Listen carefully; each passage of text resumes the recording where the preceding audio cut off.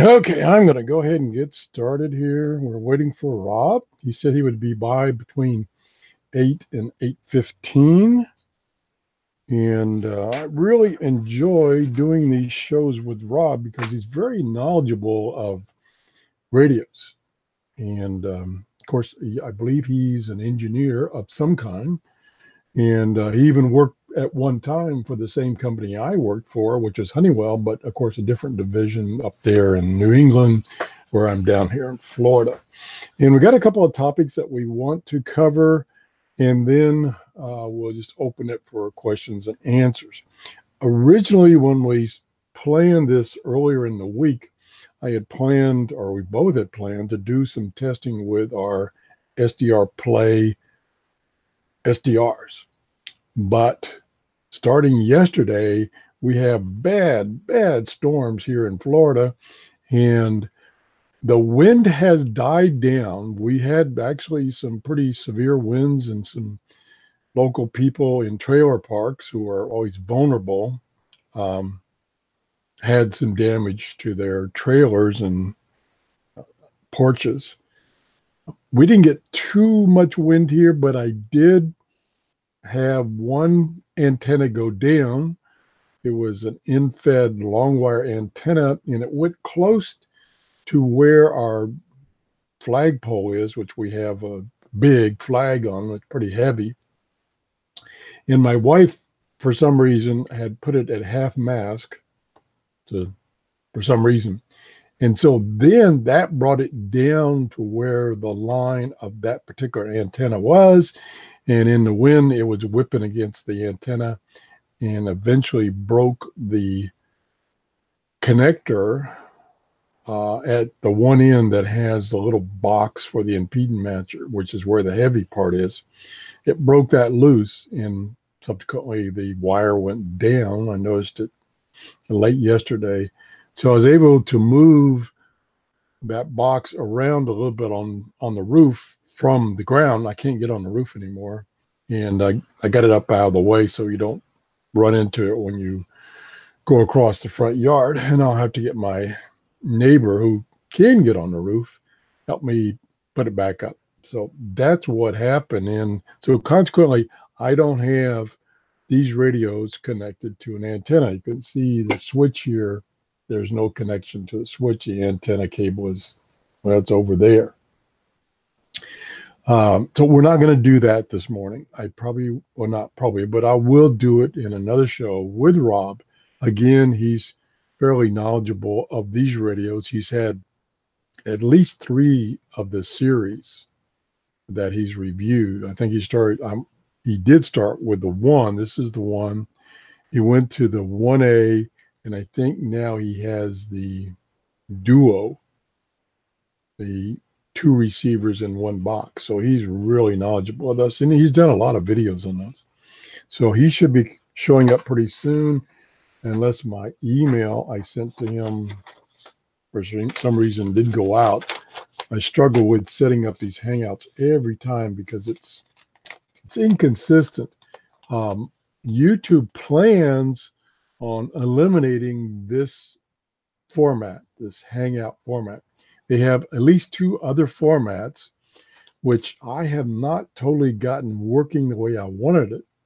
The advantage of this format is I can switch from my camera to my desktop, not this desktop, my computer desktop, so I can show you things on my desktop, which I will be doing here in a few minutes when Rob signs in. So I thought I'd go ahead and get started and kind of let the people that are watching right now know what's going on today, what we're planning. And these Hangouts with Rob have really turned out good. I'd like to do it with other people that watch my shows that have the capability of joining me in a Hangout. I'd love to do that. I'd like to get inputs from other people and their experiences and stuff like that. It's both helpful for me and helpful for my viewers. And unfortunately, I kind of have to work around their schedule and my schedule. So I don't necessarily air the shows live at the best time. Now, normally, Rob and I have been doing shows Saturday morning when he's off work. Well, he's off work today. So I said, hey, yes, we'll do it today. No problem, because, they can watch these videos after the fact, and that's no problem. So that's why we're doing one early this morning on a Friday instead of a Saturday. Also, I had a few comments about my audio levels and that my audio was too low. So I've rearranged things, and it was just a case where I just didn't get to it. And I knew that because I had gotten a newer microphone, which came with a desk stand, which you probably have seen sitting right here. And when I was using my camera, it forced me to be too far back from that microphone. Well, I forgot I had the camera mounted on a microphone boom stand, which I used to use with my old microphone, which I moved down to my workshop. And so I'm like, oh, you be a dummy? Put that microphone in that stand where it belongs, and then you can get it close to your face, and then maybe people can hear you. So I did that this morning. Took a little juggling to get the wires in the right place and stuff like that. So hopefully my audio is better. Now, there he is. I think it's Robert. Juggling to get the wires in the right place and stuff like that. Okay. Now, yep, I think I'm in here. I just had to turn the volume down on the other laptop there. Okay, I don't have any video from you. I have audio, no video. Okay. Maybe I should go back out and try it again. That worked before. Okay. Let me do that. All right, we'll stand by. Now, the other thing you've noticed that there are a couple options on Hangouts, that the software that runs the Hangouts on YouTube. And one of the options is you let YouTube decide what screen you're showing. So as you saw at the beginning when both of us were kind of talking, it was switching back and forth, like frantically. There we go. Okay. So Okay, is that working now? yes. All right, cool.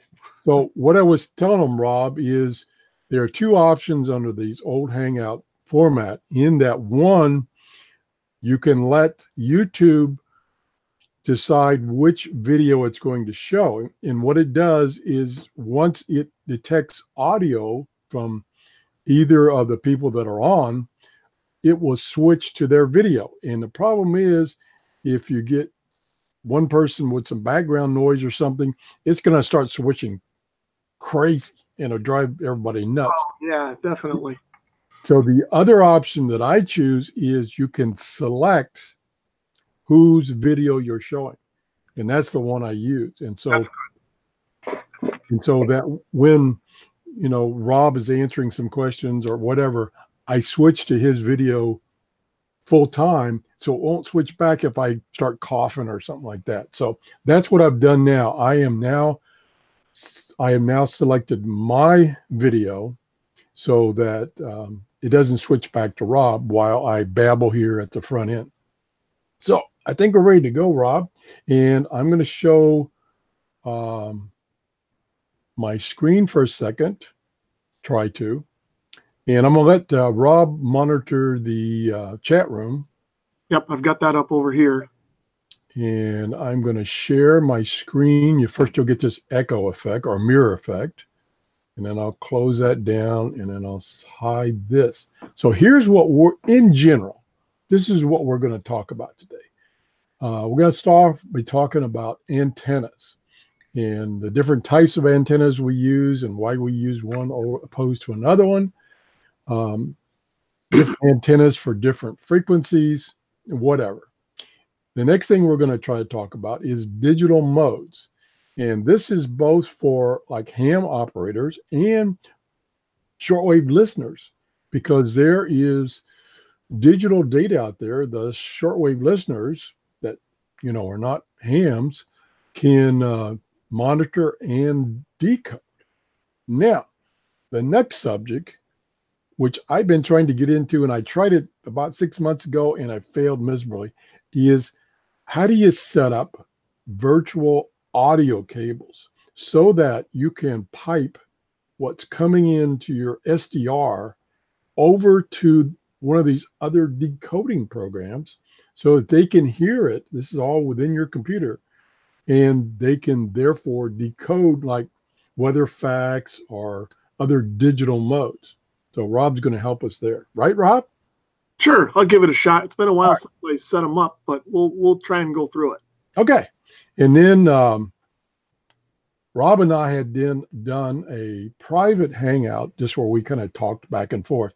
And I noticed he had some interesting portable radios in the background behind him that I was very interested in. And I thought you guys would be interested too. So Rob's going to show us some of those radios. And then finally, we're going to finish up with any additional questions and answers. So that's kind of the format. Again, this is kind of open. We could diverge at any time. So let me get off of this, close that. And that should bring my video back. And now I'm going, since this is kind of boring to looking at these things, I'm going to switch over to Rob. And you now should be seeing Rob.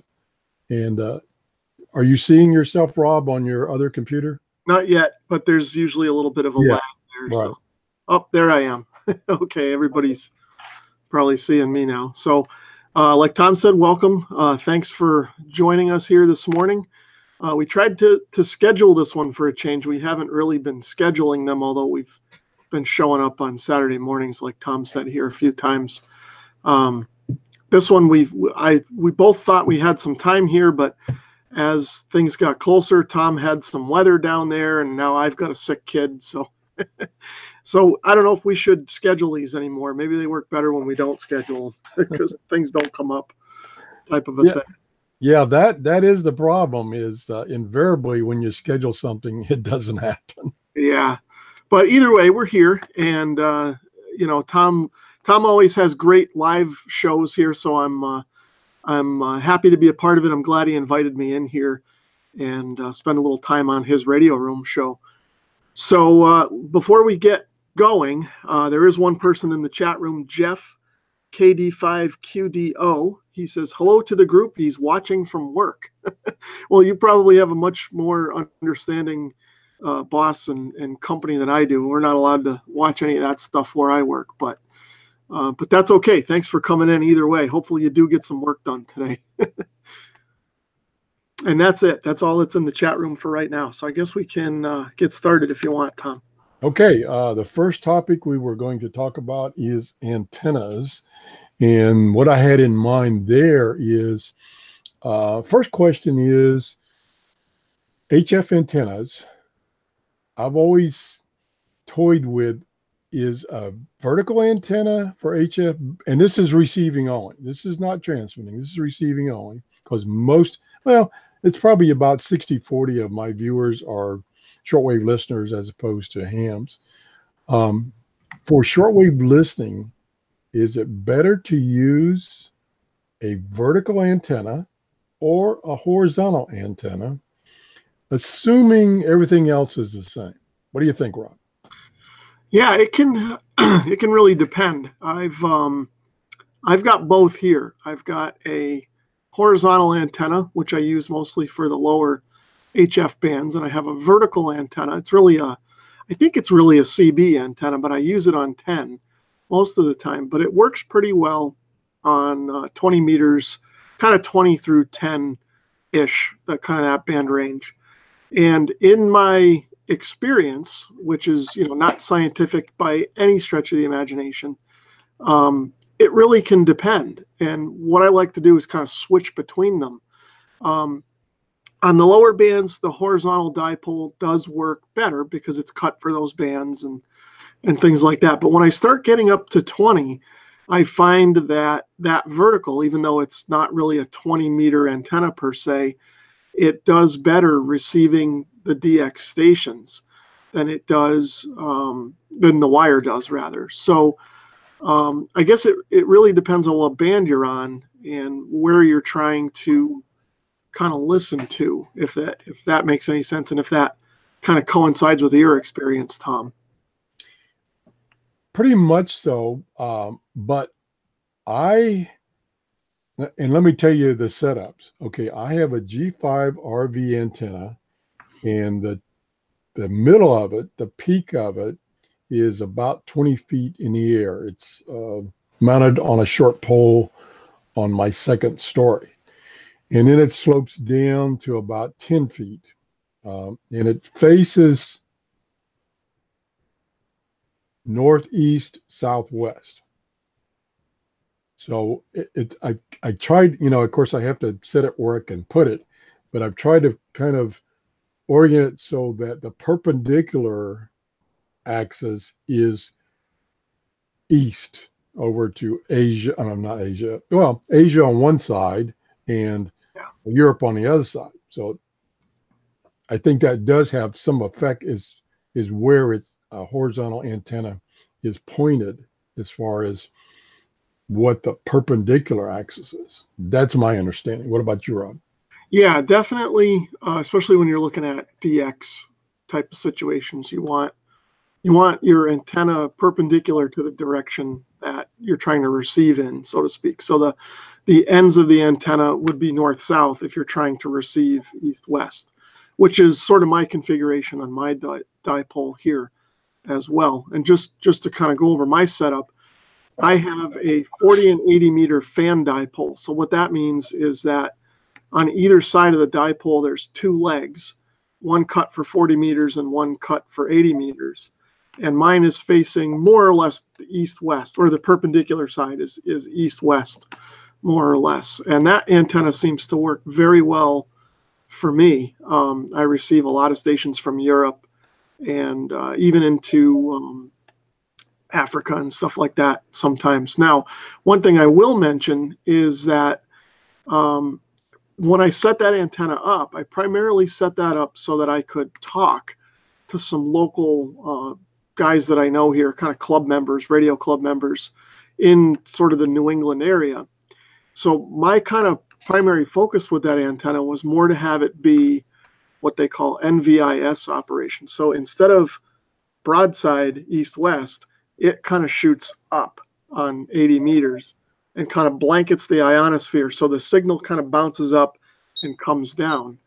And it works really well for that, for talking to the local guys, within a few hundred miles for that sort of thing. But as I've kind of used it for receiving, it seems to work just great for that. And even transmitting on higher bands, I can tune it up all the way up to like 20 and 15 meters and get into Europe with it on transmit. And I can hear a lot too on it as well. Obviously, some kind of big Yagi array up 100 feet would work better, but for the type of radio I do, it works just fine. Okay, the other, whoa, you got your audio on. What's that? You got your audio on, so you're hearing me, or you did temporarily. Nope, everything's off still. Okay, it quit, but for a second there, I was getting feedback. Oh, okay. But it quit. What I was about to say is my other second best antenna is my 31-foot vertical antenna. And a couple of things, again, there's a lot of variances here. The G5RV has been up for about 30 years. Oh, wow. And it's got the original cable. So I don't know how much cable loss I'm getting there. The 31-foot MFJ antenna I put up about a year ago. And they're different locations as far as my stations. The G5RV is up here in my office, and the vertical antenna is down in my workshop. So there's some variances there. The cable coming from the 31-foot into my workshop is much shorter, probably half the length of the one that's coming up in my office. So that's another variable. But in general, they're pretty close as far as reception. But if I had to say one was better than the other right now, I would say the 31-foot vertical is. Now, the question is that because the end of that vertical antenna, which is a telescopic antenna with a long wire and a matching transformer at the base, that's all it is it better reception because the end of it is 31 feet in the air? Could that be an attribute? Yeah, that's an interesting question. It could be that, or like we've kind of talked about and suspected, maybe it's the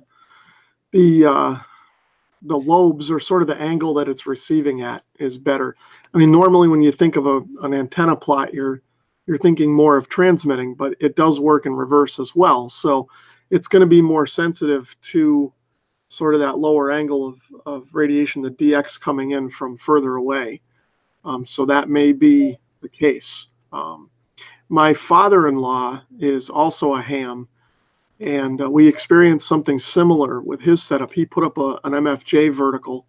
I don't remember the model number now, but he had a very small lot where he was living, and we put the MFJ vertical up. And the first contact we made was Russia. That the thing was working great for DX, but he couldn't hear a lot of the local guys that I could, kind of a thing, even though he was only about 50 miles away. So it really just could be the antenna and the pattern that it has, so to speak. It's hard to say, I guess. Yeah, I of course test antennas that manufacturers send me, and I've tested a lot of antennas. And out of the bunch, the 31-foot vertical antenna, and I tested most of them down in that location, has been far superior. I've tested MFJ's in-fed antenna. although it worked good, it's still not as good as the vertical. I've tested several antennas that I would say are home built, but people sell them on eBay. So they, been doing this for a while. I tested a 2-meter J pole from a gentleman that has a YouTube channel, and that worked out great for 2 meters. And there was something else that you mentioned. I was going to make a comment on, and I babbled so much now that I forgot. Trying to remember what it was. Anyway, the other thing is VHF and UHF antennas. And I've kind of stuck with discount antennas, wideband discount antennas. So I'm all over the band, so I'm not just on one band, except for when I'm doing amateur radio work, and then I'm on 2 meters or 70 centimeters, and then I use specific antennas for those bands. How about you on VHF? Yeah, pretty much the same thing on VHF here. Although primarily I don't do, well, I can say I don't do any UHF transmitting. I do have a scanner that I listen to more in the summertime. I put it in the garage and kind of have that on in the summer when I'm working in the garage or out in the yard. But UHF is a little tough in this location. Where I am, it's a bunch of hills and things. So I tend to not get as much UHF reception as if I were down in the valley or something along that lines. But VHF works pretty well here. And for receiving, I use primarily my 2-meter amateur radio antennas, and they seem to work okay for receiving VHF and what UHF I can get here as well. I do have a couple of scanner antennas, no disc cones. That's one antenna that I've always wanted to kind of play around with, but just haven't got to yet. So I would like to see how one of those work at some point compared to what I've been doing. But now that brings up kind of a question that I had for you and kind of wanted to ask this morning. I'll kind of segue into it a little bit by saying that when I'm not transmitting, if I just want to receive stuff, I usually don't get too fussy with the antenna. I know that some people, they go to great lengths, even if they're just receiving, to make sure they have an antenna, cut for that band, and they put balance on it to impedance match it and all that sort of thing. But for me, what I'll do is I'll just use whatever antenna is available and maybe close. I'm not going to use a 2-meter antenna to receive 80 meters or something along those lines. But I may, like I said, use a 2-meter antenna to receive UHF if that's all I'm trying to do is receive it. So I guess that's the first question for you is do you get fussy when it comes to receiving antennas? And the second question, the bigger question that I had and that I've been curious about is if you use balance or any kind of a matching device for a simple receiving antenna. I know a lot of people, do that. I don't.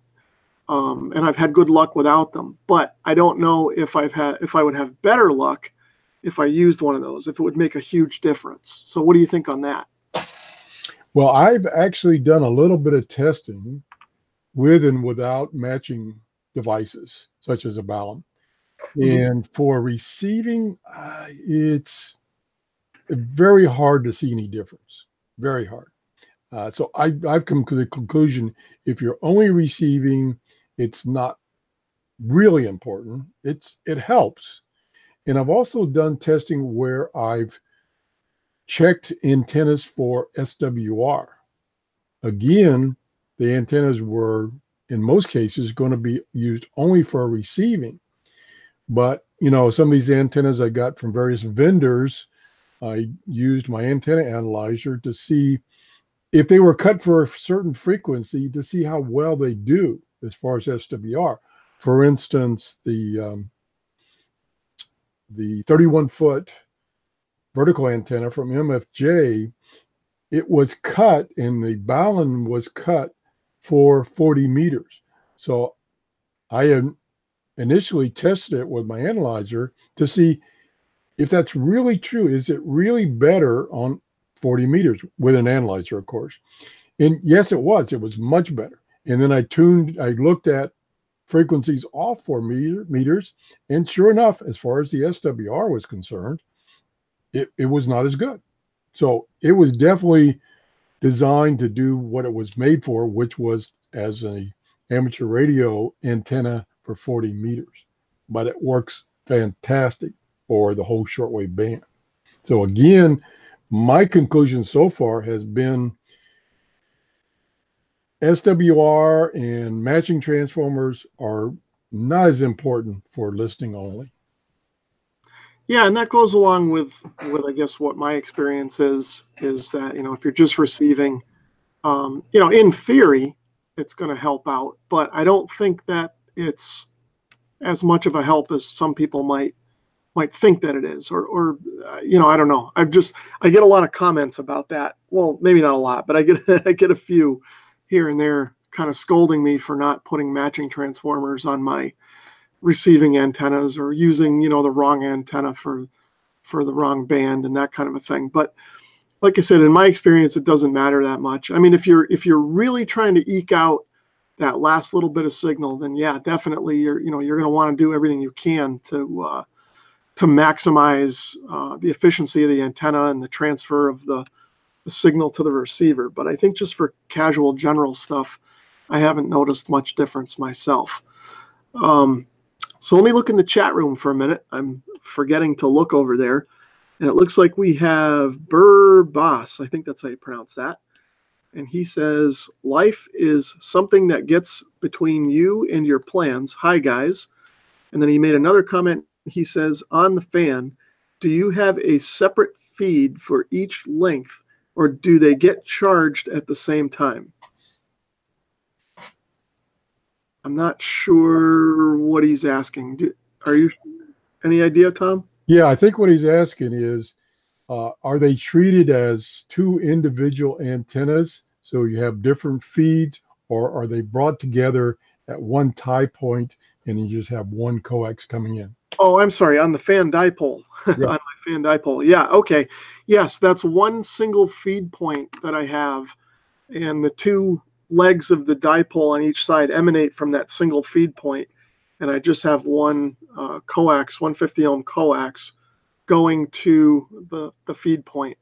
Now, one thing I'll mention about that is, about these days anyway, about 80% of my activity is receiving.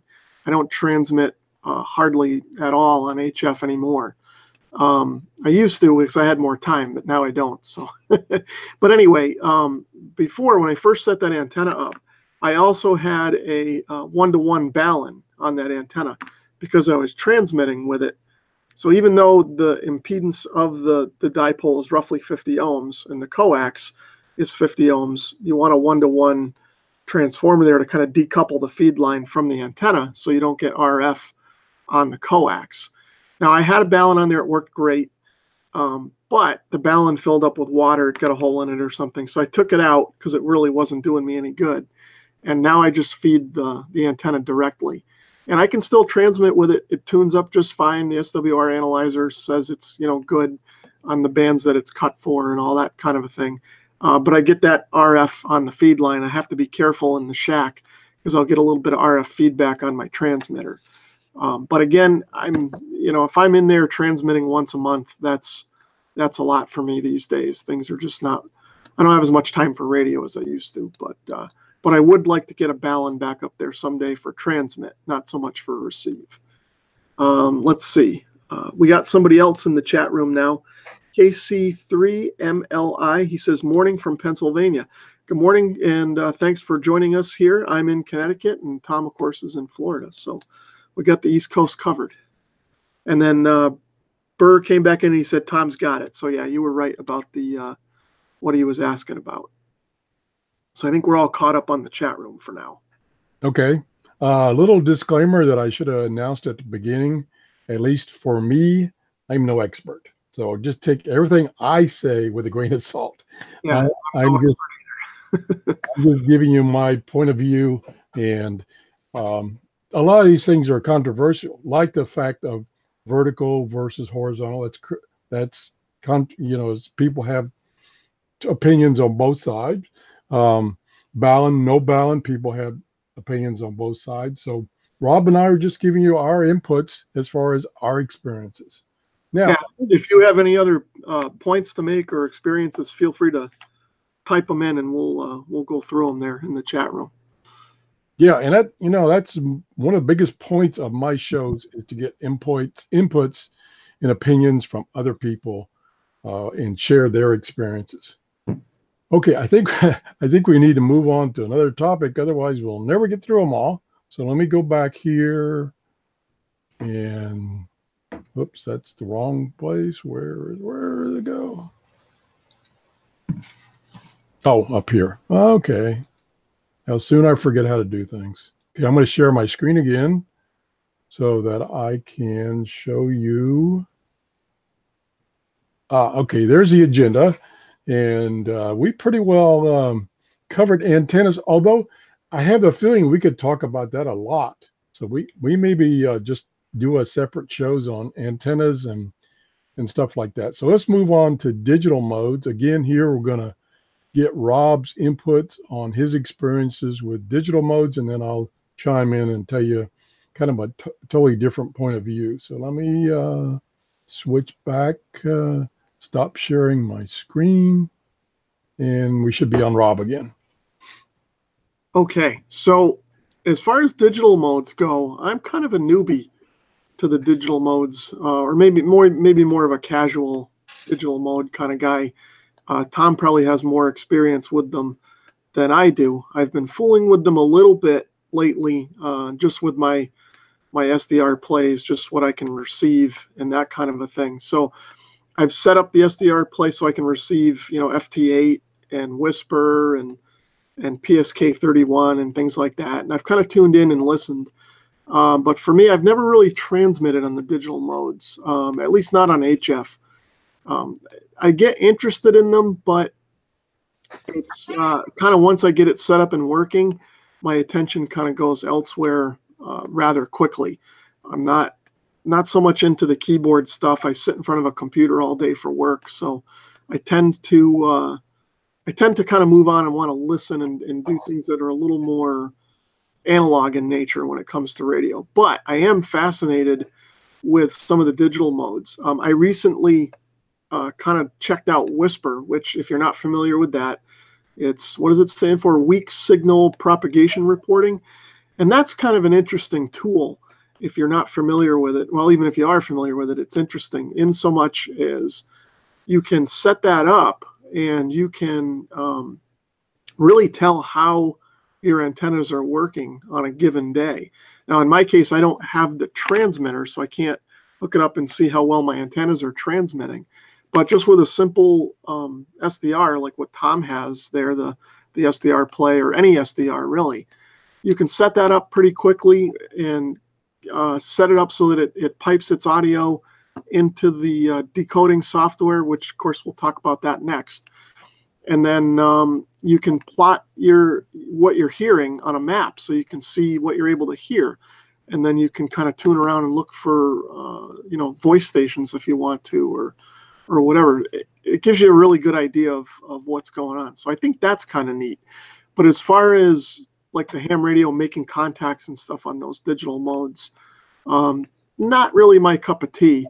I know one of the big things around here lately has been, what is it, DRM? The 2-meter and UHF digital mode, D-Star and then the Yaesu one are also kind of taken off around here. But I haven't really gotten into those too much. I've seen demos on them. They're interesting, but just not something I've jumped into as of yet. How about you, Tom? What's your experience with digital modes? Well, since you mentioned DMR, I was sent a DMR radio, and I really struggled with that radio. It was only by the help of a gentleman by the name of Doug in Texas that I was even able to get it to work. I mean, it was difficult. And then when I got it working, it was, I'll call it intermittent. In other words, I could receive signals on this. It was a handheld device, and I could receive transmissions all over the world because it does have this linking system all over the world. but they were intermittent. And one thing that turned me off totally is the repeaters for DMR, it's a digital mode, are set up for being quiet or inactive unless somebody keys the repeater. And unless somebody keys the repeater, the repeater will just sit there and be dead. And so at first I'm like, well, nothing's working. And then I found out through Doug that you have to key the repeater, even though the repeater may be hearing traffic from throughout the world that you would want to listen to. It's not broadcasting it unless you key up. Oh, I see. Yeah. And I just like, what? So I put it on the shelf. I haven't touched it since. DMR is not for me. DMR is great. It lets you, like I say, it lets you use a 5-watt handy talkie to talk all over the world. It's similar to what's the other digital mode that you can do on the internet? Oh, Echolink. Echolink. It's similar to Echolink. Except it's with a radio. You don't need a computer involved. And so, at first it was very interesting, and then it quickly I lost interest. I do use, and I've done several shows on it, I do use, for instance, what you were talking about, which is Whisper. I do use that as a tool for determining shortwave listening conditions. Because you can do a couple of different things. You can go on the Whisper channel and you can see the communications between two different stations on a map, and that'll give you an indication whether the band's open or whatever. And these are ham bands, of course, but the ham bands are near the international broadcast band. So it just gives you the idea of how the international broadcast bands are doing. So that's been my experience with digital, in that I use digital for telling me whether the bands are operational. I don't communicate on digital. I have done Echolink, and I tried that a few times. We do have our local club, which has a member count of 12, does have an Echolink set up. I've used that, but not very active. It's pretty quiet. I have used Echolink. Again, you can use it for listening. I have used it to listen to like stations in Alaska and listen to hams in Alaska talking about weather conditions and stuff like that. It's kind of interesting sometimes. So that's my experience with digital modes. Interesting. Yeah, I get the same experience with Echolink. We've got kind of a small club, but one guy set up a node, and it gets used every once in a while, but not that much. I think he just did it more for his own experimentation benefit than anything else. But there's some that are more active than others around here, but I haven't used it much myself. I've used it just a little bit to experiment with it, and then I've kind of moved on. I do want to play with DRM. I do want to get into that, but I think just like the other digital modes, once I got through it and kind of understood it and used it a little bit, I probably wouldn't use it that much on a regular basis. My 2-meter activity is usually confined to talking with some of the local guys around here. And I like the local rag chew. If I want to do DX, I'm going to get on HF and do it. I don't really necessarily need to do it on a handheld through DMR or D-Star or any of the digital modes, really. But it is interesting to see the technology and understand how it works and know that it's there, I guess. But yeah, my personal preference is analog most of the time. Well, in conclusion, my biggest input would be that I am totally amazed what digital modes can do. I mean, I got into what's the FT8? Is it FT8? Yeah. I got into FT8, and I set it up, and I tuned the radio to because it's on certain frequencies on the ham bands. I tuned it up to the band, and it was like, zzz, zzz. That's all I could hear. I'm like, well, it's not working. And so I started the decoder, and here it's decoding perfectly all this information that's transferred, and I could barely hear the signal. Yeah, it is incredible. Like totally amazing. Okay, let's move on here. Trying to keep this under an hour so that Rob can do other things he's got to do. Now I got to figure out how to. Okay, I keep forgetting screen share. That's okay. We got some activity in the chat room here, so while Okay, go ahead. I'll go through the chat room. Let's see. Scott Collier is in there. He says, good morning from Missouri. Mags71, he says, hi from South Australia again. 12:17 a.m., 22nd of December here. Well, thanks for joining us from over there. Appreciate you stopping in. And also you, Scott, from Missouri. Let's see. Carbon Radio, KC3MLI. He says, quick question for Rob. Do you like your setup being in the basement? I'm looking to move into a house soon. Of course, I'm keeping an eye out for a good radio room when going to open houses. Sorry about changing the subject. No worries. You know, I love having my little room down here in the basement. So much so that my wife yells at me for disappearing so often.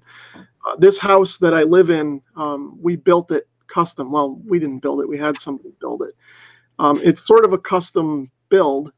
And when we kind of laid the house out, the way the living room is laid out is kind of off the back of the house. It's just a ranch, but the living room is kind of separate. And right when we were kind of coming up with the plans, I knew where my radio room was going to be, and that was directly below the living room. So I have basically the same size as my living room as my radio room down in the cellar. It does get a little cold down here in the winter, but I've got some heaters, and I've got a wood stove too that I like to run. I don't have it on right now because it's warm out today, but yeah, I could hunker down in here during a snowstorm and get all my radios going and never go back upstairs. My wife would think that I disappeared or whatever. So I do like it down here. The only thing that I don't like is I wish I had a little more natural light in here. I've got a couple of small windows, you know, the basement sized windows, and they let some light in, but it would be nice to have some bigger windows. But other than that, it's fine.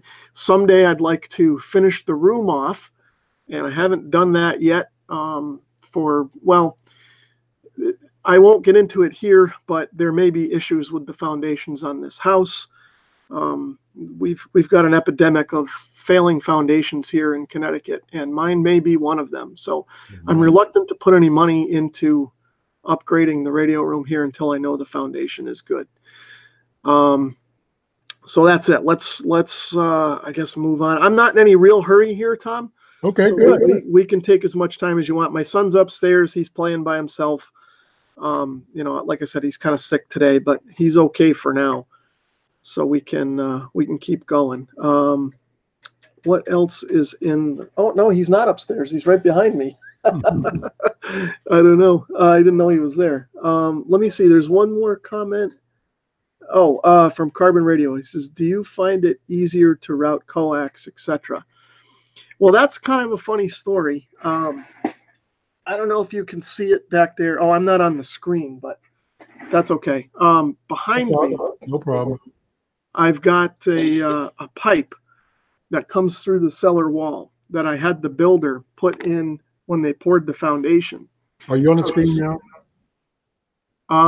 Oh, maybe I was on the screen. Yes. I was looking at the wrong thing. Anyway, if you guys can see it back here, there's a pipe. I had the builder put that in when he built the house. But being a builder, he had to put that into electrical code, which was 2 feet down.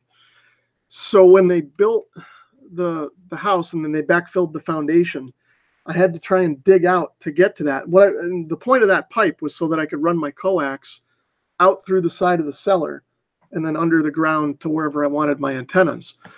Now, the problem is he put it 2 feet down, so it was hard to kind of dig down there. And then when they backfilled the cellar, this being New England, there's tons of boulders in the ground. And he backfilled a boulder right in front of the pipe. So I couldn't get access to it. So it sits there and it's empty and blocked off and I can't use it. So what I ended up doing is drilling a hole in the side of the house and all the coax goes out through the garage. But that's okay. It seems to work okay for me. And there's my boy in the background. You guys can kind of see him floating around there, I guess. Okay, I got one question for you, regarding your setup. Doing okay? Yeah, go ahead. We don't have basements in Florida, of course, so I don't have any experience with them. But my concern would always be, because I did go up and visit a friend in New England, and he had a basement, and we went down the basement to get some laundry or something, and oh my gosh, the odor was unbelievable. That musty odor. And so my concern was, is there a problem with moisture in your electronics in a basement? There can be. The house that I used to live in before I lived here, the basement was always wet. There was water in it. And I tried having a radio room down there. I put some, you can get them at Home Depot. They're like 2x2 plywood tiles with a plastic back on them. And I set those up down there on the cellar because I thought it would, keep me above the water. And it didn't really smell down there too musty, but I had a dehumidifier running and everything. And it was okay. I did that for a winter. And then I was moving something around and I saw that there was mold all underneath those tiles. Yeah. So I had to scrap that idea. Now this house, the cellar is very dry. I don't have any issues with moisture in here in terms of standing water or anything like that. But in the summertime, it really gets humid down here. So I do run a dehumidifier pretty much from April through October to just keep the moisture out of the air. And I would do that whether I had the electronics down here or not, just to keep mold from forming on the wood or anything like that. But it's kind of par for the course here. A lot of people have that situation in New England, but that's just how we do it here, I guess. The glue is up there on that shelf. Okay, now we're going to put Rob on the spot, and he's going to show us how to set up a virtual audio cable. Hang on a second, Tom. Sure. The bottle with the red, there you go. Virtual audio cable. I don't know if I can talk through it because it's been maybe 6 or 7 months since I've done one, but it's a pretty easy process, I think. So what you should be able to do, first of all, don't mind me here while I glue this thing for my boy. What you should be able to do is download the software. And there's a free one. It's VB audio cable, I think it's called. I've got links to it in some of my recent videos. And I think you pretty much just download it and run the installer, and it will kind of install itself. And you don't have to do much. Whoops, I broke that. You don't have to do much. I'll have to do this for you after, buddy. Yeah, let me do this for you after. I can't walk and talk at the same time. But you can hang out down here if you want. Sorry about that. So I just install that, and once it's installed, it's then an audio device, kind of like a sound card. It shows up in your setup. Now I should be able to share my screen here, I guess.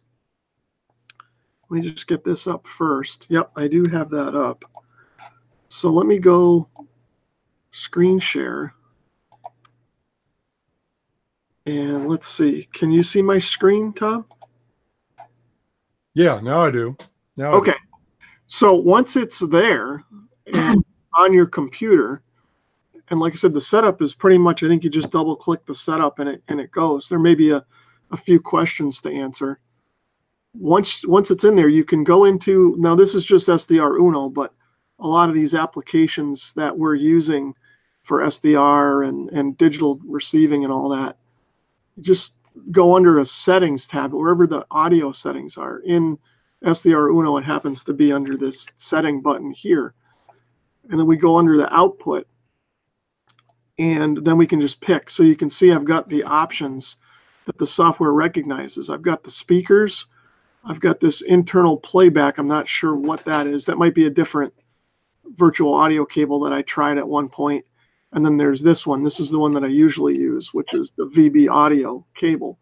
So once you pick that, the audio output from SDR Uno is then routed into the virtual audio cable. So you can, in your mind, you can kind of think of that virtual audio cable as a real audio cable, and you're plugging one end of it into SDR and then the other end, maybe you're plugging into another piece of software like WSJT, which I'll bring that up and show. I don't know if that's going to, oh, there it goes. Okay. So once that comes up, I'll just show you how you map the other end of the cable. Excellent. If that's even going to come up. Yeah, you're probably like me. You're pushing the CPU capability of your computer. Yeah, it might be. This is an older computer. We'll try it one more time. Oh, try that. All right. I guess we're just not going to. Oh, you know what? It's up. I didn't even see it. There it is. Excellent. Okay. So if you're in this program, then you would just go to, what is it, settings? And we'll do this. Go under the audio tab, and you can see that you have an input for your sound card. And you can see mine is already set to VB audio, but you have the choices in the list. You just normally would be on microphone or something like that by default, and you would just change it to the cable output, and then it would be good to go. It should be working at that point. So it is pretty simple as long as it installs okay, and there's no other background issues with your computer or anything like that.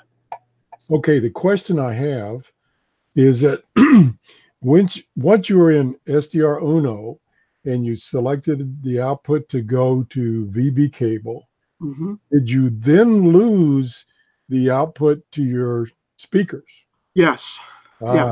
Because then it's routing the audio into that cable. It's routing all of it into the cable. I don't know if there's a way to siphon off, almost like a splitter, so to speak, so that you can still have audio going to your speakers as well.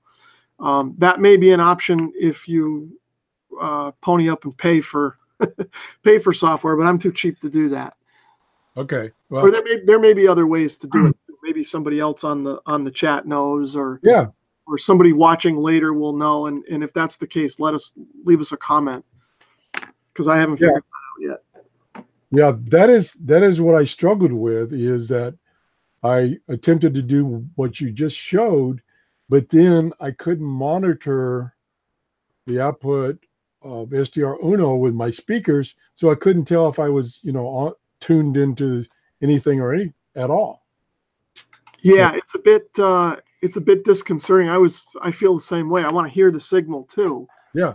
But I just had to kind of live without being able to hear it. So, well, I guess what I do, and probably what you do as well, is I tune the signal first, have the audio pipe to my speakers, get it so I could hear it, and then once I could hear the signal, then I'd reroute the audio to the cable, and then try it from there. Alrighty, I think that covers that. And open that box again. If anybody can, that's on watching now, can give us an answer to my question about how you keep the audio still going to your speakers while it's going to the other program. That's what we're looking for. That's where, as Rob says, it's kind of discerning that you lose the audio, so you can't listen to the signal that the other program is listening to anymore, because you piped it over there instead of to your speakers. So, like maybe Rob said, maybe you have to buy the paid version to get that capability. Maybe that's it. Okay, let me see. I think that was the last subject. Oh no, the most important one. Let me get on the right page here. The most important. I do like all these other commercial TVs. I save the best to last. So Rob is going to show us some of his favorite portable radios. Oh, that's right. Okay, so I don't want to say I've been collecting radios, but I've been acquiring them ever since I was probably in high school. Maybe I started when I was in college, but Over the years, I've collected a few, and I just never get rid of any of them, so they just kind of hang around. But over the last couple of years, I've gotten a few more, and I've got some of them behind me here. So I guess I can kind of just show a few. Now, this one here I'll talk about is my newest acquisition. This is a General Electric 7-2810H. Now, this radio isn't really all that remarkable. I got it at the last Hamfest I went to for like $5 or something. It's just an AM/FM radio. But I like this radio because when I was growing up, my father had the same exact radio in the garage. And anytime he was in the garage, he had this radio on. Most of the time he was listening to talk radio, but sometimes he'd listen to music or whatever. And I find myself that as I get older, I'm the same way. I always have to have a radio on. And I've been looking for one of these for years and years and years, and I finally found one. So it's kind of cool to have this one. It's more of a sentimental piece than anything else. Hey, Rob. Yeah. Do you still have SDR Uno running? I do. Is it screwing things up? Yeah, your audio now is delayed. Let me close all that out. That's usually the first thing to suffer on Hangouts is if your CPU is being overwhelmed, okay, the audio will get delayed. Yeah, and this poor computer can't scream at me or anything and tell me it's being overworked. All right, is that any better at this point? Not yet, but of course it's delayed, so it may take a little while before it takes effect. Okay, yeah, because I closed all that out, so hopefully it's okay. Let's see. How about now? Is it working a little better now? No, you're still about 3 seconds delayed. Just don't face the camera. Well, yeah, I can do that. All right, so I'll bring this over next. But hang on, my son's asking for a screwdriver. He's taking something apart over here. Probably one of your radios.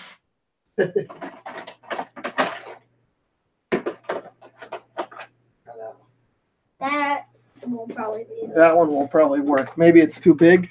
Yeah, it's a little bit too big. All right, I don't know where the small one is. Mommy must take it.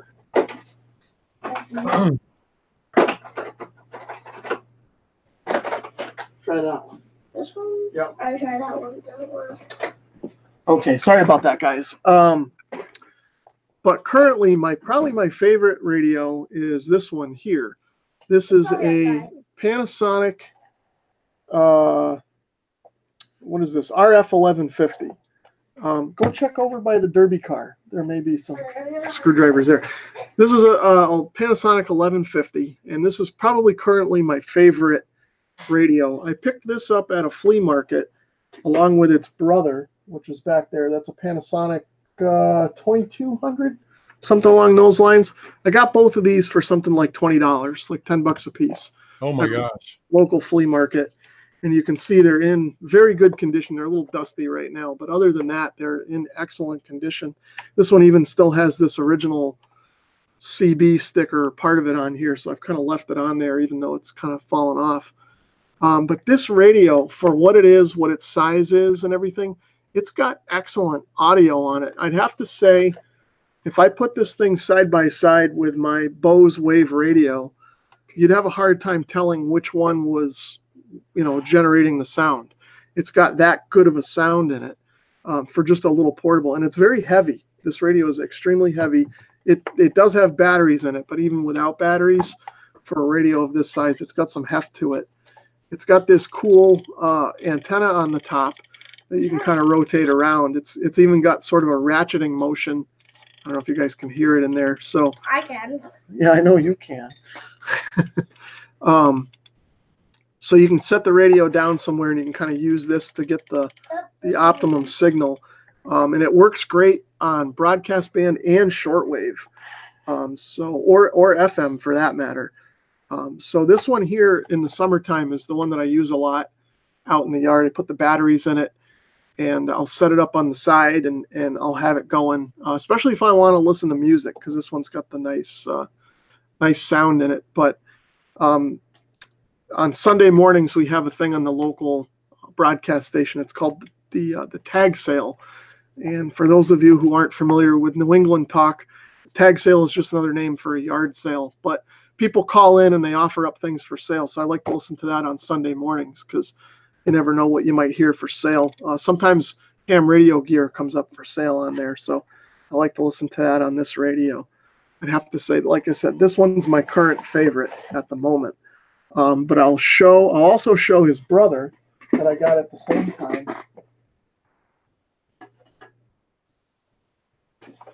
Which is this guy. And like I said, this is an RF 2600. The Panasonic 2200, I think, is a little bit better radio than this, but this is a nice radio. Don't get me wrong. It's I don't have any batteries in it at the moment, but it's not quite. The audio isn't quite as good on it as the little guy, surprisingly enough, even though the speakers are about the same size. Now this one's got the digital display, but it's unique in that it's analog tuning, but it's just got a digital readout on it. So it's kind of the best of both worlds. I kind of like that feature. It almost works just like a frequency counter more than anything else. And this one's a little bit heavier, so as a portable radio, it's not going to fall over as easily as the little guy there. But I think this one, believe it or not, yeah, it doesn't go down into the 80-meter ham band for some reason, whereas this one does. So this one doesn't cover as much frequency spectrum. But the one unique feature, let's see. Now they both have external antenna jacks, but this one is kind of neat in that it's a spring clip. So you don't have to use a screwdriver. You just kind of push the tab out of the way, and you can put a bare wire in there if you want to, kind of a thing. So I kind of like both of these. I go back and forth between using the two of them, but this one is my current favorite. I've got a bunch more back here. I've got a couple more in the garage, and I've even got a couple over there on the shelf that you guys can't see at the moment. Those are my favorites at the moment. Of those two, which do you like best on the shortwave band? I'd have to say probably this one, the bigger one, just because I've got the digital readout. Now both of them get sideband. But this one's a little easier to tune because it's got the bigger tuning knob here. I don't know what you guys can see, but it's got the bigger tuning knob on the front and the digital readout. So you can kind of tune this one in a little easier and find the station. Whereas this one's got sort of a smaller one on the side, and the tuning dial is smaller on this one. So it's a little harder to find the stations. And even though this one has great audio, it's a little bit bassy. This one's a little more tinny. So if you're trying to listen to a weaker station, this one's probably the better one to hear it on. But if you're listening to broadcast radio or FM, which is what I do probably 80% of the time, then this one is the better choice. Excellent. Okay, I think we're up to the Q&A. If there's any additional questions in the chat room. Let's see. Let me take a look. We've got...